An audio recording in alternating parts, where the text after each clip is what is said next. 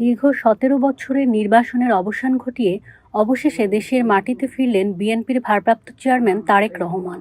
বৃহস্পতিবার বেলা 11টা 40 তাকে বহনকারী বিমানটি ঢাকার হজরত শাহজালাল আন্তর্জাতিক বিমানবন্দরে অবতরণ করে।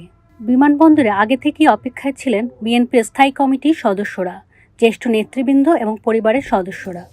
উপস্থিত নেতাদের সঙ্গে কুশল বিনিময়ের মধ্য দিয়ে দীর্ঘদিনের বিচ্ছেদের আবেগ স্পষ্ট হয়ে ওঠে। এই সময় একটি আবেগঘন মুহূর্তের সৃষ্টি হয় যখন তারেক রহমান তার শাশুড়ি সৈয়দা ইকবাল মান্দ বানুর সঙ্গে সাক্ষাৎ করেন। শাশুড়ি পায়ে হাত দিয়ে সালাম করেন তিনি, আর শাশুড়ি ফুলের মালা পরিয়ে আদরে বরণ করে নেন মেয়ের জামাইকে। দুজনের মধ্যে কুশল বিনিময়ে উপস্থিত অনেকেই আবেগ আপ্লুত হয়ে পড়েন। এরপর তারেক রহমানের মেয়ে ব্যারিস্টার জাইমা রহমান নানিকে জড়িয়ে ধরে কুশল বিনিময় করেন। ভিআইপি লাউঞ্জে কিছু সময় পরিবারের সদস্যদের সঙ্গে একান্তে কথা বলতে দেখা যায় তারেক রহমানকে। এর আগে লন্ডন থেকে যাত্রা করা বিমানটি সকাল 9টা 57 সিলেট ওসমানী আন্তর্জাতিক বিমানবন্দরে অবতরণ করে। সেখানে স্বল্প বিরতির পর বেলা 11টা 41 বিমানটি ঢাকায় পৌঁছায়। বিমানবন্দরে নামার পর দলীয় নেতাদের উদ্দেশ্যে হাত নেড়ে শুভেচ্ছা জানান তারেক রহমান। এই সময় তিনি মোবাইল ফোনে প্রধান উপদেষ্টা অধ্যাপক মোহাম্মদ ইউনূসের সঙ্গেও কথা বলেন বলে নিশ্চিত করেছে বিএনপির মিডিয়া সেল।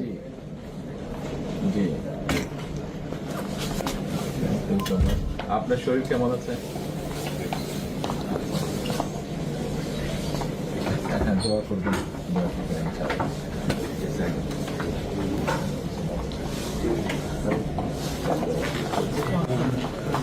আমি আমার পক্ষ থেকে এবং আমার পরিবারের পক্ষ থেকে ধন্যবাদ জানাচ্ছি। আপনি আপনার পক্ষ থেকে বিভিন্ন রকম আয়োজন করেছেন, বিশেষ করে। অন্যদিকে পুলিশ ও চেয়ারপারসন সিকিউরিটি ফোর্সের নিরাপত্তায় তারেক রহমানের স্ত্রী ডক্টর জুবাইদা রহমান এবং মেয়ে ব্যারিস্টার জাইমা রহমান দুপুর 12টা 55 গুলশানের বাসভবনে পৌঁছান।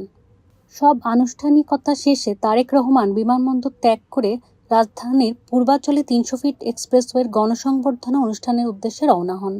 সেখানে তাকে বরণ করে নিতে আগেই জড়ো হয়েছেন হাজারো নেতাকর্মী ও সমর্থক।